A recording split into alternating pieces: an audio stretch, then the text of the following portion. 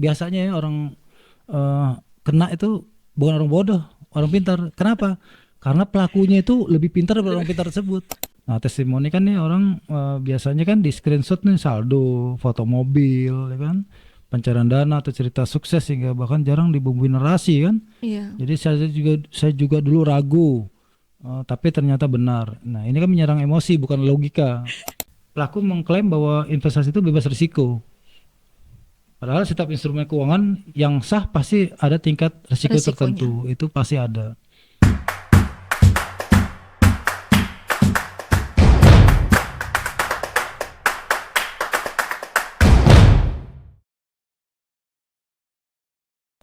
Selamat datang di podcast Kayatene, tempat kita membahas isu-isu penting yang dekat dengan kehidupan masyarakat NTT. Hari ini kita akan membahas sesuatu yang makin sering muncul, makin berbahaya dan makin banyak memakan korban, yaitu money game dan investasi ilegal. Banyak masyarakat kita tergiur janji cuan cepat, setoran kecil bisa jadi keuntungan besar, tapi akhirnya justru rugi dan stres. Di episode kali ini, kita hadirkan langsung narasumber dari Otoritas Jasa Keuangan OJK atau OJK Provinsi NTT yang akan menjelaskan bagaimana cara mengecek legalitas investasi dan bagaimana kita bisa terhindar dari jebakan penipuan yang berkedok investasi.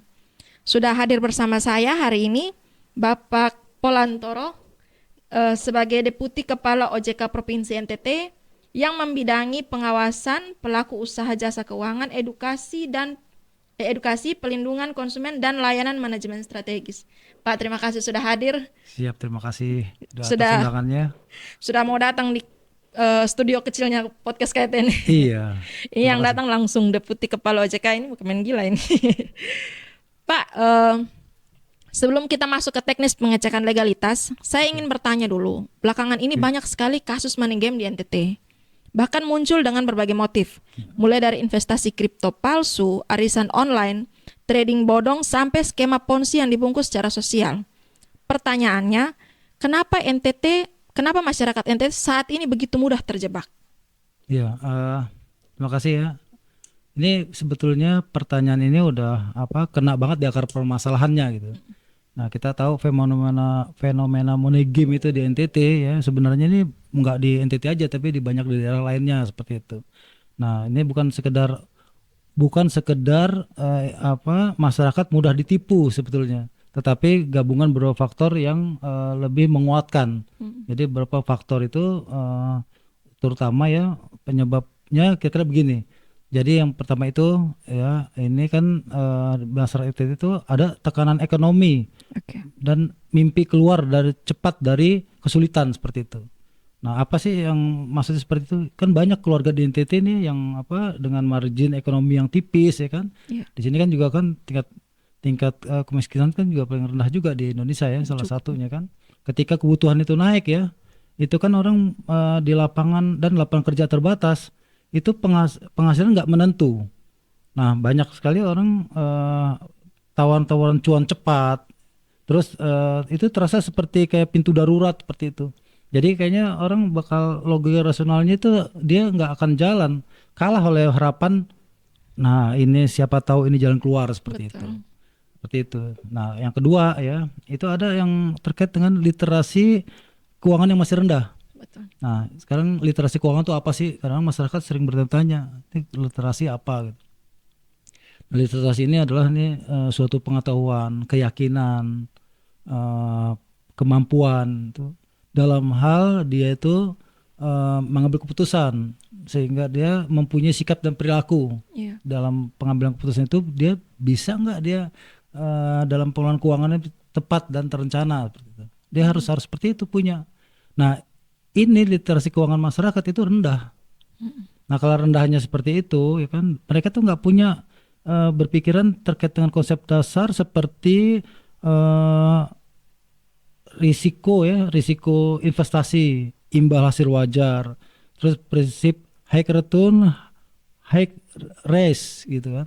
Jadi kalau misalnya ada kita investasi lebih tinggi, pasti risikonya lebih tinggi aja. Itu nggak dipahamin oleh masyarakat. Ya, akibatnya janji profit, misalnya janji profit pasti kayak gitu kan. Udah gitu tanpa risiko, uang bekerja sendiri. Nah, itu langsung deh memicu masyarakat udah langsung tergiur seperti itu memicu alam bahaya. Nah itu terus ada lagi juga terkait dengan budaya komunal dan kepercayaan sosial yang kuat. Ya bagaimana kita Iya, tahu ya di NTT ini kan unik ya masyarakatnya kan, betul. ikatan sosialnya erat, keluarganya itu besar, ada kelompok gereja, kelompok adat, arisan, komunitas desa gitu. Nah saat penawaran datang itu ada orang yang dikenal atau dihormati, nah mereka merasa satu iman, satu suku, nah itu daya kritisnya udah melemah seperti itu. Iya, Nah ini akan menyebabkan juga ada rasa sungkan atau justru dan percaya justru malah itu dimanfaatkan. iya. Nah ada lagi modus dibungkus dengan kegiatan sosial seperti itu kan, dan juga atau religius. Ini banyak sekali gitu loh. Jadi skema Ponzi ya, nanti akan saya jelasin skema Ponzi itu apa ya. Itu kadang disamarkan menjadi seperti kayak ada tolong menolong atau mungkin usaha bersama atau berkat atau kasih kesempatan bersama yang sangat dibilang sangat efektif seperti itu. Padahal kan nggak seperti itu ya. Ada lagi juga efek FOMO. Ini takut ketinggalan atau Betul. dia takut melewatkan sesuatu hal yang Lagi tren. pengen diminati kayak gitu loh. Jadi Iya. merasa ketinggalan seperti itu. Jadi ada teman-teman dari tetangga atau mungkin dari tempat gereja itu udah menarik keuntungan ya. Tadi kita bincang-bincang sebelumnya ini ada kayak investasi kayak FIR kayak gitu kan, mungkin Mm-mm. udah narik keuntungan awal, mereka ada seperti kayak ini loh ada Saya sudah keuntungan, dapat nih. betul, ada cerita sukses menyebar cepat kan seperti itu kan. Iya, Nah, betul, betul. yang belum ikut merasa bodoh nih kalau nggak bergabung gitu. Padahal yang untung biasanya cuma pemain awal. Iya, Nah, yang buntung itu belakangan nanti. betul. Itu biasa seperti itu. Nah, terus ada lagi juga terkait dengan akses digital ini makin meningkat, Betul. tapi tanpa filter yang kritis. Contoh misalnya seperti kayak WA, Mm-mm. Telegram, itu kan WA group itu kan banyak sekali ya. Jadi penyebaran itu ada testimoni pelaku mungkin ya, ada tangkapan layar terkait dengan saldo itu biasanya kan di rekayasa seperti itu kan. Nah, itu kan masuk di eh, HP kita gitu. Sementara kemampuan untuk memverifikasi data-data tersebut itu kita nggak Tidak ada, punya betul. gitu kan. Jadi masih tertinggal lah kita terkait dengan hal seperti itu. Terus ada lagi juga terkait dengan penegakan hukum dan pencegahan belum terasa dekat. Nah kami juga menyadari ya Pak ya Mbak ya, kalau misalnya kita masyarakat ini kan kadang-kadang banyak kasus yang nggak segera tindak gitu kan. Iya, Banyak sekali orang udah kena tipu tapi ya hilang begitu saja gitu. Jadi kalau misalnya sulit sekali dijerat. Nah ini menambahkan kesan aman-aman aja kan gitu kan. Bagi si pelaku dan membuat masyarakat tidak punya contoh nyata gitu loh bahwa money game benar-benar berbahaya dan bisa diproses secara hukum. Nah, terakhir ini ada masalah rasa malu atau membuat korban diam. Kalau kita yang namanya orang pintar ya, biasanya ya orang kena itu bukan orang bodoh, orang pintar. Kenapa? Karena pelakunya itu lebih pintar daripada orang pintar tersebut. Nah itu biasanya seperti itu. Jadi Iya. saat rugi nih korban ini banyak memilih diam karena malu, takut disalahkan. betul. Terus atau pelakunya ini orang dekat. Jadi alhasil pola penipuan terus berulang, korban baru seperti itu. Itu sih sebetulnya itu fenomenanya. Itu jadi alasan paling paling krusial mengapa masyarakat NTT sering terjebak Betul, ya. ya betul. Gitu. Mungkin dari OJK, Oke. apakah ada pola atau ciri umum money game yang paling sering OJK temukan di wilayah NTT? Ya ini sebetulnya sih ciri umum seperti ini sama dengan kebanyakan di tempat lain juga ya. Jadi nggak di NTT Bukan aja. berarti di NTT aja. Betul. Jadi kalau misalnya kita lihat ya untuk ciri umum yang paling kita temukan itu janji keuntungan yang tidak masuk akal gitu. Biasanya dia itu janji keuntungan yang sangat tinggi dalam waktu dekat. Oke. Waktu singkat ya maksudnya. Jadi nggak masuk akal di waktu singkat seperti itu. Jadi pelaku ini sering menawarkan return atau bagi hasil jauh di atas investasi yang normal gitu, tanpa menjelaskan risiko yang seimbang seperti itu. Jadi kan harusnya kalau ini dijelaskan risikonya apa atau apa. Iya, Jadi mereka betul. taunya untuk hasilnya tuh cepat aja seperti itu. Ya. Terus ada lagi juga terkait dengan klaim tanpa risiko atau aman Iya. 100%. Nah ini penawaran ini menggambarkan sangat aman atau tawaran risiko itu udah pasti itu Bodong. pasti bodong pasti, karena nggak ada risiko itu nggak ada investasi tanpa Tanpa risiko. risiko. Sekecil investasi yang besar risikonya pun besar juga. Betul. Tapi investasi kecil kayak kita investasi kan kayak masuk tabungan, deposito itu kan kecil kan, tapi Iya. punya risiko juga Tapi sebetulnya kan gitu. Jadi dasarnya investasi pasti ada selalu risiko itu. Nah tuh, nah yang dominan ini ya itu kan adalah skema Ponzi atau member to member. Mm-mm. Pernah dengar ya skema Ponzi? Member- mungkin polanya kita pernah, tapi istilahnya mungkin baru dengar ini Kak. Iya. Nah skema Itu Ponzi ini seperti model kayak piramid. Piramid oh, tuh loh. oke. Jadi Mm. dia member to member ngambil apa? Jadi sistemnya mereka sebetulnya seperti kayak multi level marketing kayak gitu Oke, ha. modelnya. Jadi kayak piramid. Jadi dia punya kaki-kaki. Oke, ha. Ya, Oke ya. kayak piramid tuh Orang bilang buka jaringan, bukan saling jaringan ajak betul, gitu. Oke. member to Mm-mm. member gitu. Nah ini apa itu biasanya mengharuskan peserta itu merekrut anggota baru untuk mendapatkan bonus gitu. Nah keberlangsungan skema ini tergantung pada setoran anggota baru sehingga pada akhirnya pasti berhenti dan merugikan masyarakat. Nah terus ada lagi juga terkait dengan apa tadi ya untuk apa ciri-cirinya lagi ya. Tadi kan tidak ada dasar bisnis yang jelas atau produk nyata. Nah itu keuntungan dibayar dari peserta baru. Ini tadi ya skema Ponzi seperti itu ya. Jadi itu bentuk kan. Terus ada lagi sulit atau dihambatnya penaikan dana. Biasanya orang udah naruh dana uang itu pasti yang pertama-tama biasanya dikasih dulu. Iya. Nanti Betul. yang udah kedua dia udah karena bisa nih. Oke. Kan tadi kan testimoni kan, wah ini bisa tarik. Orang pada berebut. Udah gitu pada saat nanti setoran berikutnya gitu biasanya kan narik agak susah. Mm-mm. Nah, narik agak susah, udah gitu nanti akan dikasih itu produk baru lagi mungkin nih kalau dipersulit apa syarat aneh-aneh aja harus bayar pajak harus di store lagi dengan produk baru atau gimana orang akan narik uang malah menyetor uang terus karena ada janji-janji. Betul. Nah itu seperti itu dan ciri umum ini yang udah pasti banget ini tidak terdaftar atau berizin gitu loh di otoritas resmi seperti kayak di OJK kayak gitu Iya. atau Bapepti atau di BI. Nah itu nggak ada izinnya sama sekali kan. Nanti kalau misalnya biasa juga dipromosikan melalui kanal media sosial atau pesan pribadi. Jadi kalau nanti kalau pada saat kita nanti bincang-bincang ya, itu kalau misalnya ada tawaran dari kanal pribadi WA atau SMS itu ya, itu biasanya ilegal atau apa, termasuk pinjaman online aja kalau dia nggak boleh memasarkan lewat SMS atau WA. Betul. Dia cuma pakai ad aja mungkin iklan atau apa Iya. gitu. Nah itu apalagi investasi ilegal juga sama kayak gitu, biasanya lewat pribadi masuk dan ntar WA tuh di Paling banyak di Telegram sih kalau Telegram saya. ya betul. Iya. Kalau Telegram kan apa bebas itunya kan Iya. di sana kan. Jadi kan banyak sekali ke sana. Gitu. Nah, terakhir tuh biasanya menggunakan tokoh lokal atau tokoh agama sebagai endorse untuk menambah kepercayaan. Nah, itu sih biasanya seperti itu, Mbak. Ini menarik sih. Saya mau sebelum ke pertanyaan berikutnya. OJK pernah dapat kasus seperti ini bahwa ada penawaran investasi yang mungkin saja ini bodong atau tidak, tapi lewat tokoh agama. Pernah? Eh ya kalau sekarang sih memang yang kita baru ya lisan ya maksudnya Mm-mm. ada gitu loh, tapi Ada. belum sampai ke kasusnya merugikan masyarakat seperti itu. Oke. Nah, itu mungkin kita lagi selidikin aja. Berarti di Itu kan Kupang ada yang kayak begitu ya? ya kalau bilang ada Ada. seperti itu. Kan menawarkan itu kan dari tokoh-tokoh Betul. agama atau misalnya Iya. tokoh masyarakat itu ada seperti itu. Contoh seperti kayak kemarin ada FIR seperti kayak gitu kan juga menggunakan tokoh masyarakat. Iya. Ya kan? Dan Ada yang salah ikut satu bukan orang yang sembarang loh Pak itu. betul, padahal itu kan Harusnya punya kapasitas untuk FIR itu udah kan berpikir. ditutup udah ada Iya. saran PC kan apa udah kita lakukan langkah-langkah pencegahan itu loh biar supaya masyarakat nggak tertipu. Itu contoh nyata kan di kemarin itu ada kasus seperti itu dan itu juga diambil ada tokoh masyarakat yang terlibat tapi yang bersangkutan nggak ikut hanya dipakai aja namanya seperti itu. Oh gitu. Berarti ada pola seperti itu juga. Iya betul menggunakan tokoh masyarakat.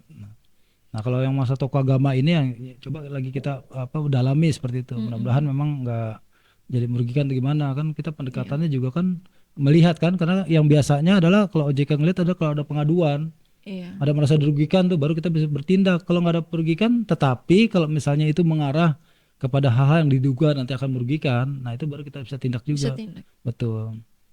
Apa yang biasanya jadi titik lemah sehingga banyak orang cepat percaya? Biasanya tuh Bondai game ini nggak pernah menang lewat logika, tapi lewat titik lemahnya ini lewat dari psikologis dan sosial biasanya. Itu dari titik lemahnya money game seperti itu. Jadi beberapa yang paling sering dimanfaatkan ini kan terkait misalnya satu kepercayaan orang dekat. Iya. Nah itu Betul. kan biasanya berarti kan ini yang paling mematikan, banyak orang tuh yang korban yang bukan karena skemanya tapi karena siapa yang ngajak. Jadi Apalagi kalau skema tadi seperti yang sempat disinggung di awal, baru betul, iya toko betul. masyarakat, toko. Keluarga bahkan gimana, bahkan misalnya dulu waktu yang masalah Vir aja saya kan juga pernah ketemu langsung lihat WA grupnya itu gimana. Yang ngajak itu malah eh, pamannya, keluarganya itu loh dari Jakarta ngajak-ngajak. Masih dari sana padahal di sana. Dia Iya. lagi di Kupang di sini. Ya ada di grupnya Tapi di ada ngajakin. Ada seperti itu, maksudnya di keluarga sendiri. Dan keluarganya itu yakin banget itu bahwa itu adalah investasi investasi yang yang menghasilkan. Nah kayak gitu kan. itu yang Itu. bahaya. Ini Terus ada lagi juga terkait dengan ini apa, janji sederhana yang terdengar masuk akal. oke. Seperti apa itu biasanya? Ya itu kan seperti orang misalnya jarang dipakai istilah rumit, misalnya uang diputar di trading misalnya kayak gitu. Terus ada lagi misalnya ini sistem bagi hasil. Orang ngomong kayak begitu kan, udah gitu sudah berjalan lama atau banyak yang sudah cair kayak gitu. Nah, kalau di Telegram kan di grup tuh kalau kita masuk grup aja itu positif aja. Udah cair. Padahal tuh mereka satu komplotan tuh. Iya. Biasanya seperti itu. Udah cair bonus gini atau apa. Biasanya terdengar familiar. Jadi orang tuh di otak tuh udah modelnya bikin orang merasa paham padahal nggak benar-benar ngerti mereka. Gitu. Terus lagi juga tadi seperti saya bilang testimoni dan bukti palsu yang menyentuh emosi. Betul. Nah testimoni kan nih orang biasanya kan di screenshot nih saldo, foto mobil, ya kan, pencarian dana atau cerita sukses hingga bahkan jarang dibumbuin narasi kan. Iya. Jadi saya juga dulu ragu, tapi ternyata benar. Nah ini kan menyerang emosi bukan logika. Jadi orang lebih percaya cerita daripada angka, Daripada gitu. betul. Ya, tadi seperti tadi juga takut ketinggalan atau FOMO gitu kan. Jadi melewati suatu hal yang penting itu kayaknya dibilang slot terbatas, batch terakhir, terus besok profit naik. Jangan bilang siapa-siapa dulu. Nah, ini tekanan waktu ini bikin orang ini tidak sempat cek legalitas maupun berpikir jernih. Karena dipaksa untuk cepat gitu loh untuk ambil keputusan. Padahal kalau kita yang namanya investasi ya, Iya. salah satunya tuh cek legalitas tuh perlu waktu berpikir gitu. Kalau ada misalnya kita nanya masalah, saya mau cek legalitas dulu. Kalau udah marah itu kemungkinan pasti investasi itu bodong atau gimana. Iya. Tapi kalau orang tuh benar atau gimana, oh ya silakan Pak, coba Dicek aja. dicek dulu atau gimana nih kita sampaikan kalau mau ngecek sini dibantu sama mereka. Iya. Itu kalau misalnya benar tuh apa investasinya seperti Tapi itu. kalau dibantu dari mereka juga harusnya sebaiknya jangan sih. Iya, Kita maksudnya cek kan sendiri. dia ngasih jalan kan. Iya. Ya, kalau mau ngecek ke sini Pak, gimana? Silakan gitu. Nah, itu bisa gitu. Jadi lebih juga juga harapan lebih kuat daripada kewaspadaan. Iya. Jadi kalau misalnya orang yang penghasilan pas-pasan, punya utang atau ingin biaya sekolah atau misalnya pengen beli rumah, kan janji cuan tuh seperti terasa harapan hidup. Betul. Bukan sekedar investasi aja, buat harapan hidup sudah bermain. Jadi ini sebetulnya alarm bahaya udah mati seperti kayak gitu kalau udah kayak gitu. Terus juga rasa sungkan dan takut dibilang nggak percaya. Nah ini kan juga dalam budaya komunal ini ya, termasuk di NTT ini kan orang nggak bisa menolak ya kalau nggak dianggap tadi nggak solidaritas, ya kan. Terusnya juga tidak percaya sama atau tidak mau maju. Artinya awalnya ikut bukan karena yakin tapi tidak enak hati. Nah itu banyak kejadian Itu seperti banyak, itu juga. betul. Ya, minim pemahaman soal ciri investasi yang sehat. Nah ini kan ciri investasi yang sehat itu bagaimana sih? Ciri investasi yang legal itu bagaimana sih? Nah biasanya kalau di OJK sih yang kita kedepankan biasanya ciri-ciri investasi ilegal. Ciri-ciri investasi yang ilegal yang bagaimana? Itu yang bisa kita sosialisasikan ke masyarakat. Iya. Biasa seperti itu. Ya, dan juga malu bertanya dan malu juga mengaku tidak paham. Kalau masyarakat kadang seperti itu gengsi. Jadi masyarakat tuh kadang ya gengsinya di mengaku dirinya dia pintar seperti itu kan. Korban jadi malu bertanya karena takut kelihatan bodoh. Iya. Kan seperti itu kan? Betul. Seperti itu. Ya akhirnya dia ikut aja seperti itu. Padahal literasi secara finansialnya juga masih rendah. Iya betul. Itu. Ini penting sekali sih Pak. Karena banyak yang tidak tahu membedakan mana investasi yang legal dan mana yang tidak. Biasanya apa saja ciri paling jelas bahwa sebuah investasi itu investasi yang ilegal? Jadi kalau misalnya kita bicara investasi ya, kalau kita itu ada namanya OJK itu namanya prinsip 2L, Mm-mm. legal Apa dan itu? logis. Oke. Jadi kalau orang Legal banyak dan kan logis. prinsip 2L gitu kan, legal dan logis. Iya. Jadi legal itu apa? Legal ya legal apa bahwa dia udah berizin seperti itu kan, udah memang udah terdaftar di OJK seperti itu. Dan kalau misalnya logis, ini keuntungannya dia apa wajar apa enggak seperti itu kan, rasional apa enggak gitu. Iya. Jadi enggak terdapat janji keuntungan tidak wajar dalam waktu cepat. Jadi pasti ada waktu dong, nggak mungkin Iya. dia cepat tuh Betul, dapatnya betul. keuntungan kan seperti itu. Itu. Bahkan standarnya melebihi imbal hasil instrumen yang resmi. Nah, terus ada lagi, ini kan tadi kan legal, ya kan legalitasnya ya tadi kan. Yang kedua ini tadi Logisnya. logisnya kan tadi kan. Nah, ada lagi juga terkait dengan risiko. Iya. Jadi kadang-kadang pelaku mengklaim bahwa investasi itu bebas risiko. Padahal setiap instrumen keuangan yang sah pasti ada tingkat risiko Risikonya. tertentu, itu pasti ada. Terus yang keempat ini yang sering muncul itu kalau misalnya menggunakan sistem get member tadi, Iya. yang pakai skema Ponzi. Peserta diwajibkan merekrut anggota baru sebagai sumber keuntungan.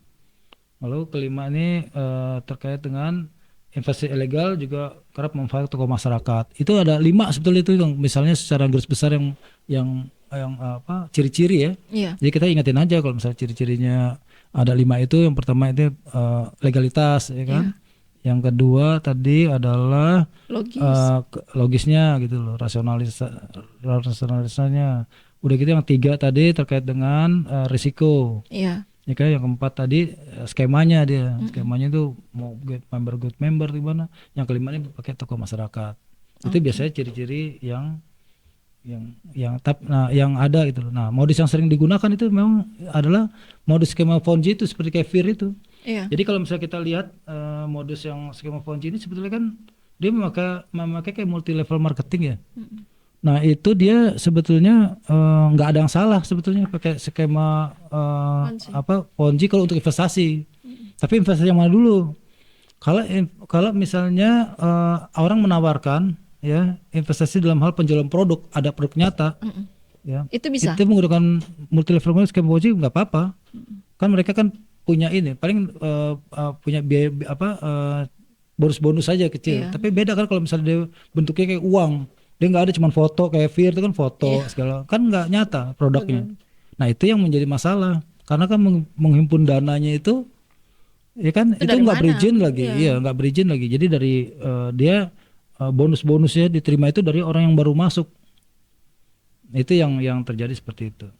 Itu kayak kalau ini coba nanti Pak perbaiki kalau saya, itu kayak begini, kalau misalkan kayak MLM itu kan artinya kita menjual produk, artinya bahwa ada pemasukan yang masuk, uangnya itu berputar, Iya, iya kan? betul. Tapi kalau misalkan macam kayak get member, sedangkan langsung ke investasi, itu kan uangnya mentok di situ, tidak berkembang kan itu. Iya, sebetulnya Logisnya kan begitu atau betul. gimana Pak? Sebetulnya kan gini, sebetulnya kalau tadi MLM itu sama get member hampir sama sebetulnya. Iya, Itu kan sama-sama. cara kan multi level marketing. Jadi dalam pemasaran kan, pemasaran ini kan pemasaran jasa dan produk kan biasanya kayak gitu kan. Nah, kalau dalam hal pemasaran produk ya itu ada barang nyata, contoh ya model apa sih barang-barang kosmetik Iya. atau barang-barang Obat-obatan biasanya. Tupperware misalnya kayak gitu apa. Itu kan ada barangnya kan. Iya. Ya kan saya sebagai misalnya saya mau ngerekrut anggota kan saya dapat Dapat bonus bonusnya kan lah. bonus sedikit apa dari penjualan produk seperti itu ada. Mm-mm. Nah, tapi kalau misalnya penghimpunan dana itu harus juga ada izin dari OJK atau dari Oke. dari memang izin investasi itu ada dari legalitas resmi. Yang penting itu dulu.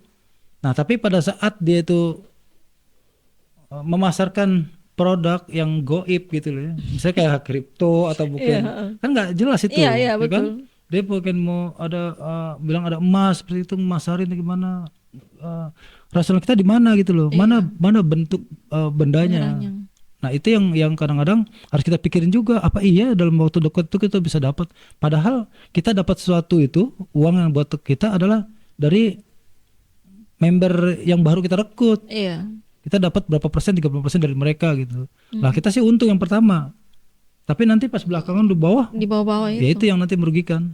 Itu yang terjadi seperti itu. Ada juga yang mengatasnamakan kegiatan komunitas atau gereja. Kira-kira bagaimana OJK melihat modus seperti ini? Pelaku ini memanfaatkan kedekatan emosional biasanya kan. Kepercayaan masyarakat itu kan pada tokoh masyarakat gitu kan, dia menganggap figur yang berpengaruh buat untuk menciptakan kesan bahwa kegiatan tersebut aman dan terpercaya. Nah, ini kita harus membedakan antara itu adalah keagamaan ya dengan investasi. Jadi harusnya sih bisa nggak bisa dijadikan jaminan legalitas, karena itu harus masyarakat tetap harus melakukan pengecekan yang cermat terhadap izin lembaga maupun izin produk yang ditawarkan. Betul. Nah, itu seperti itu sebenarnya. Jadi kita punya jamaahnya masyarakatnya yang jadi jamaat itu loh. Dia harus punya juga walaupun percaya sama ini tapi kan nggak percaya begitu saja gitu loh. Punya kapasitas dia sebagai tokoh utama, belum tentu dia punya kapasitas sebagai Iya, penasihat finansial. betul. Bisa jadi banyak juga kok itu. Tapi dia juga tidak tabung sebenarnya. Terserang pemuka-pemuka agama, Iya. pendeta-pendeta itu banyak juga yang kena juga kok tipu gitu loh. Karena dia nggak ngerti. Nah, itu kan Iya. dimanfaatkan sama oknum seperti itu. Betul. Ya kan? Nah, ini bagian ini yang mungkin paling ditunggu-tunggu. Banyak masyarakat bingung. Bagaimana cara mudah mengecek legalitas investasi? Apa langkah yang harus dilakukan sebelum menaruh uang? Iya. Jadi gini ini ada dua pertanyaan berarti ya. Berarti Cara paling cara mudah cek mudah mengecek legalitas. Yang pertama ini adalah kita tahu produknya dulu. Yang kan biasa ditawarkan kan? Iya. Ya kan minta identitas selengkap penawaran investasinya. Penawarnya, berarti Iya, pelakunya. kalau misalnya kita kan ditawarin dulu kan Iya, investasi kan sama orang.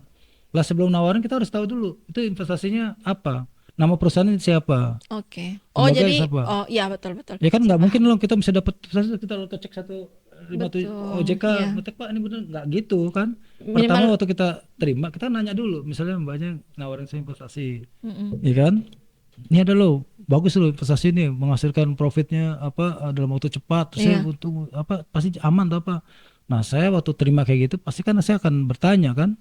Karena ini kan biasanya kalau nawarinnya kita lewat HP, ya kan nggak ada orang yang bisa kita tanya. Iya. Abaikan aja. Iya. Udah pasti itu ilegal. Tapi Iya. kalau misalnya saudara, Iya. teman dekat atau siapa yang kita kenal sama dia yang nawarin, nah kita tanya nama perusahaan itu lembaga itu apa, nama produknya apa, terus nomor izin atau nomor registrasinya kalau ada itu apa, websitenya ada nggak, website resmi gitu. Jadi bukan hanya link atau telegramnya aja yang disampaikan. Terus alamat kantornya kan penting juga karena itu Iya. namanya kantor tuh pasti punya alamat Punya kan. alamat. Nama pengurus atau pimpinan. Lalu kontak layanan resmi. Jadi kalau misalnya dalam investasi yang legal ya, ciri-ciri itu adalah dalam suatu perusahaan tersebut ada yang namanya pengurus Iya. atau dia itu pimpinan. Kenapa? Pengurus pimpinan itu pada waktu menjabat sebagai contohnya pinjaman online lah, fintech seperti itu kan, yang sering. Itu kan ada yang ilegal dan nggak legal. Yang legal pasti waktu pengurusnya itu menjabat sebagai pengurus itu akan di fit proper test oleh OJK. Iya. Jadi nggak sembarangan menduduki tempat tersebut. Khusus itu. Kita tahu. Terus ada kontak layanan resmi. Ya itu membedakan itu antara yang legal sama nggak legal. Dia punya saluran pengaduan resmi. Di bank coba lihat. Iya, betul. Ya kan pasti ada pengaduan resmi kan. Nah itu harus punya sebetulnya. Kalau nggak punya udah pasti seperti itu arahnya patut dicurigai itu investasi. Investasi Nah, bodong. terus kedua kita ngecek diawasi oleh siapa. Jadi yang namanya investasi ya bukan semuanya OJK sebetulnya. Karena lihat dulu karakteristiknya investasi tersebut. Kalau misalnya terkait dengan bank, asuransi, pembiayaan, gitu kan. Saya kripto mungkin, modal, pasar modal, fintech, ada pegadaian misalnya, lembaga jasa keuangan lainnya, itu ke OJK. Termasuk pinjaman online yang Betul. berbasis aplikasi. Betul, peer-to-peer lending namanya gitu. Nah itu kan diawasin oleh OJK, Oke. jasa keuangan. Jadi ceklah ke OJK kemana, kontak 157. Oke. Atau mungkin nanti ke WA 081 157 157 157. Oke. Nanti ada. Nah, terus kalau misalnya terkait dengan perdagangan berjangka komoditi atau forex ilegal atau future atau robot trading, itu ke Bapepti. Oke. Badan Perdagangan Berjangka itu kan dari Dinas Perdagangan kan, itu ada. Terus kalau misalnya terkait dengan sistem pembayaran orang elektronik misalnya seperti kayak e-wallet, payment gateway, nah itu ke Bank Indonesia.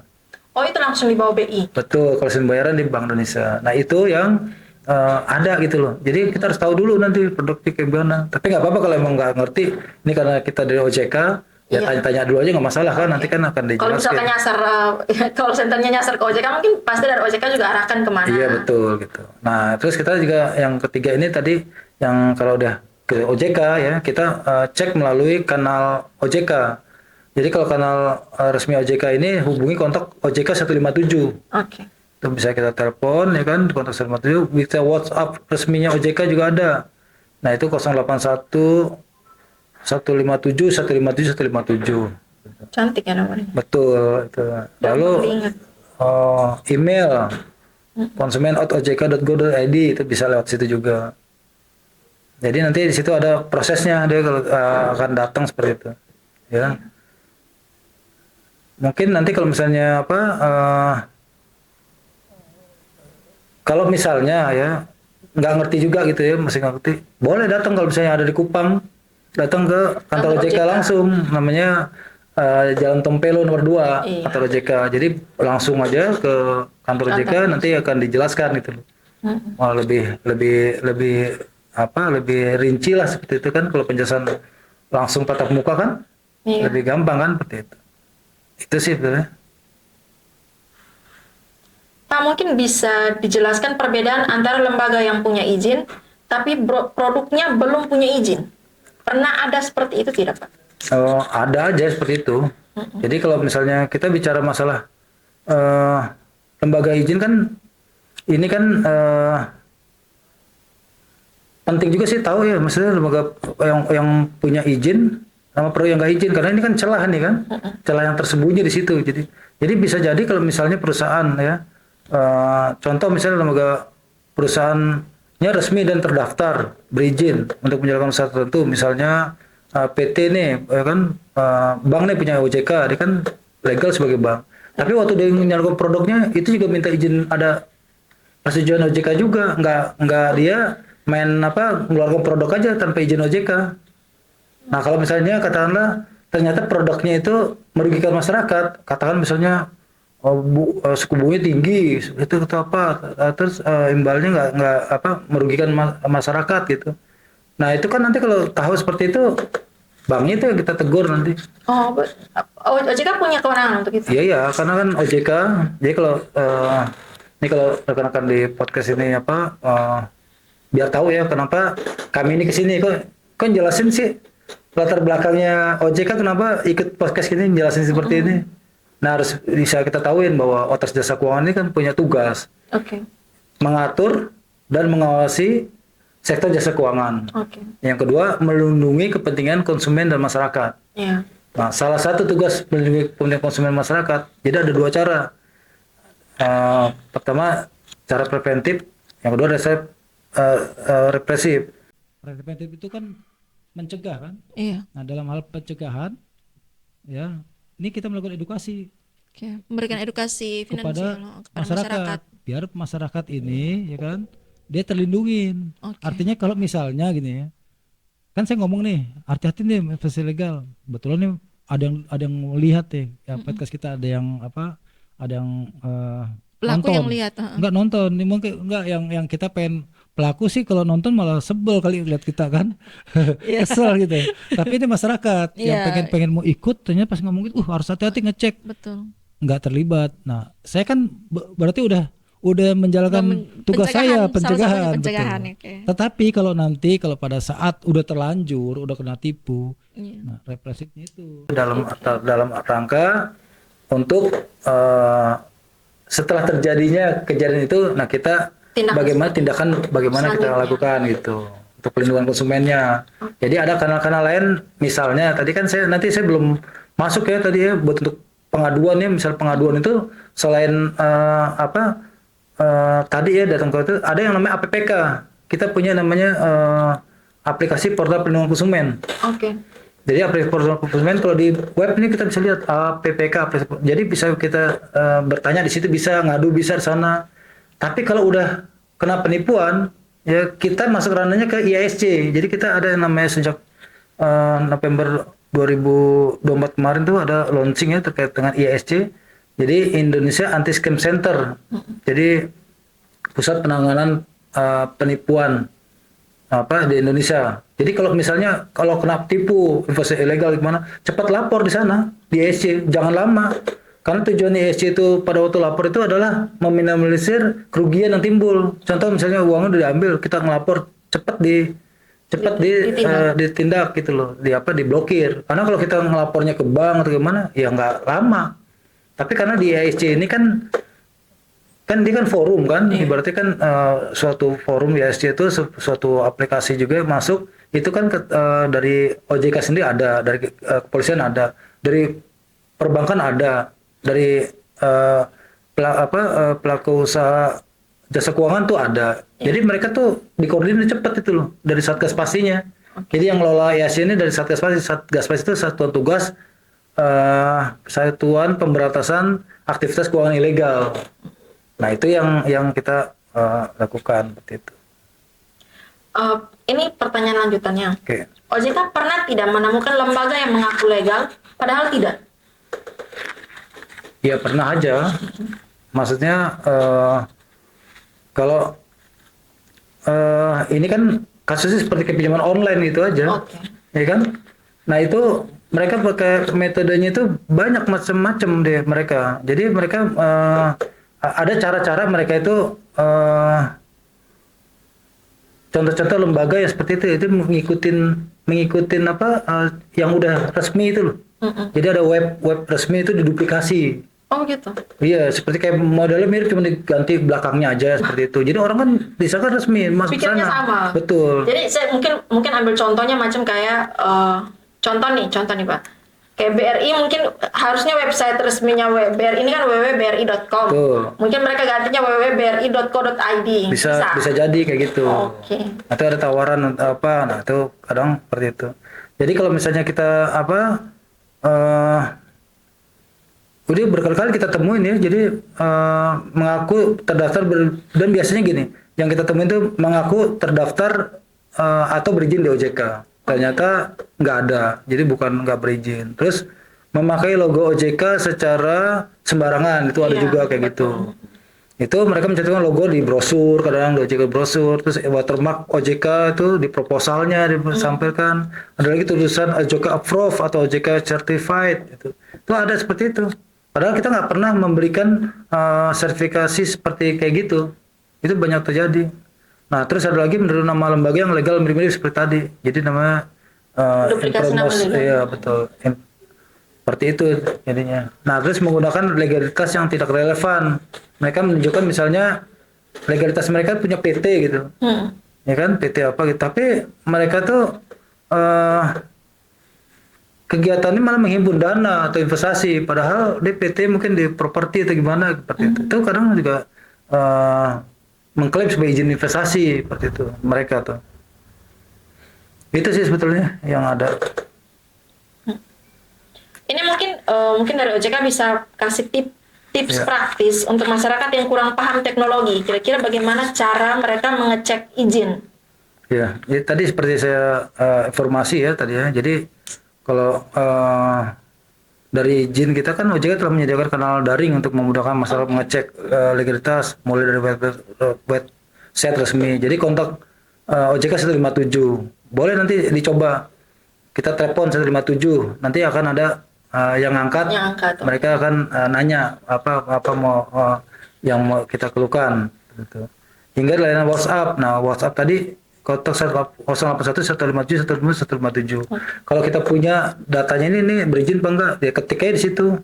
Nih, Pak, nanti kan dilihat kalau emang dia resmi ya dia akan muncul di situ. Informasinya betul. Kalau seandainya paling praktis ya langsung ke kantor OJK. Ya kalau kantor OJK kan kita juga tanya juga kan kita punya lewat website kita cek aja dulu sama seperti itu. Sebetulnya masyarakat yang nggak ngerti langsung pakai 157 itu caranya ke OJK nanti petugas kita kan ngerti. Iya. Nah, kita yang minta informasi ke pusat seperti kayak gitu. Kalau masyarakat menemukan Ya. investasi yang mencurigakan atau merasa telah menjadi korban, kira-kira langkah apa yang harus dilakukan? Kemana mereka harus melapor? Ya, lebih gampangnya ya kalau misalnya masyarakat menemukan entitas atau penawaran memiliki ciri investasi legal, ya itu bisa sampaikan melalui website https sipasi.ojk.go.id. Jadi ada sipasi.ojk.go.id seperti itu. Nah, Sipasi atau Sistem Pemberantasan Aktivitas Keuangan Ilegal merupakan platform resmi yang digunakan untuk menerima laporan dan pengaduan terkait berbagai aktivitas keuangan ilegal seperti investasi ilegal seperti itu. Nah, termasuk juga pinjaman online ilegal itu masuk ke sana. Jadi kalau juga tadi yang impersonation tadi yang mengaku-ngaku Ya. mirip-mirip seperti itu. Nah, kita ngaduin ke situ aja. Jadi, tapi kalau misalnya masyarakat nih udah mengalami penipuan, ya kan, dan telah melakukan transaksi keuangan, ini pelaporan dilakukan melalui iasc.ojk.go.id. Jadi itu bedanya. Kalau misalnya udah ketahuan, ya ada penipuan, kita uang hilang, masuk IASC. Oke. Jadi kalau lihat di web bisa IASC gitu, ntar muncul deh. Dia model kayak Langsung. seperti kayak ada model aplikasinya gitu, kita masuk ke sana. Jadi ada dua kanal seperti itu. Nah, silakan aja masyarakat misalnya kayak Tergantung mau- masalah apa yang mereka betul alami. ya. Kalau ada penipuan itu lebih baik ke IASC seperti itu. Iya. Apakah laporan ini bisa dilakukan secara anonim, Pak? Ya kalau pada prinsipnya kalau laporan yang si pasti sama ISC itu kan harus juga menyampaikan data identitas. Tetapi identitas mereka itu yang disampaikan itu dia bakal dijamin kerahasiaan. Oke. Jadi nggak kita sebarkan hanya khusus internal Untuk internal. di OJK aja. Jadi kan kita memang perlu kan nanti karena kan nanti pada saat ada penipuan kan akan dicek juga namanya siapa penyetornya, ya Iya. kan, transaksi kapan, ini kapan atau apa gitu. Nah itu kan harus tahu juga kita. Apakah OJK langsung, misalkan ada laporan, Iya. apakah OJK langsung menindak atau bekerja sama dengan kepolisian? Jadi kalau misalnya terkait dengan penipuan seperti itu, kita kan punya yang namanya Satgas Pasi ya. Jadi pemberantasan aktivitas keuangan legal itu nggak dilakukan oleh OJK sendiri. Jadi jelas dong kita gandeng kepolisian, betul.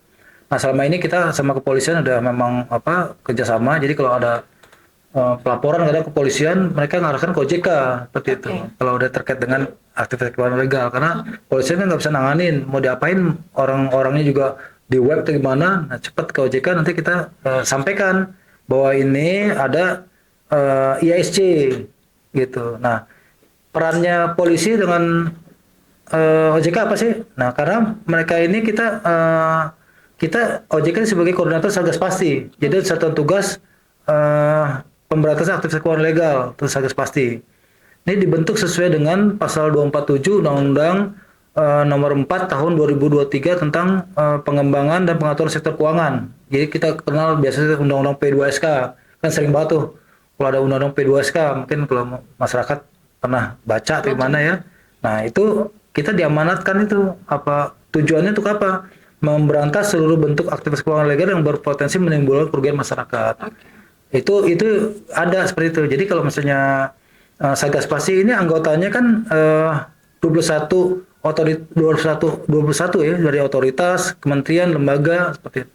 Jadi kalau di pusat dan nasional, kalau di Kupang di NTT hanya 14 karena ada yang di sana nggak ada di sini gitu loh.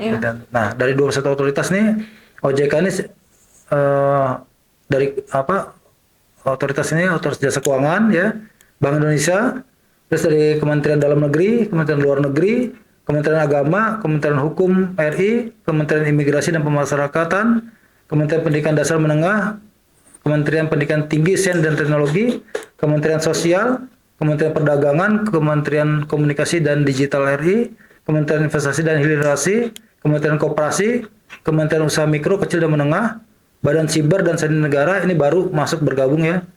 Badan Nasional Penanggulangan Teroris juga sama, Kejaksaan, Kepolisian Negara RI, Badan Intelijen Negara, dan Pusat Pelaporan analisis transaksi keuangan PPATK.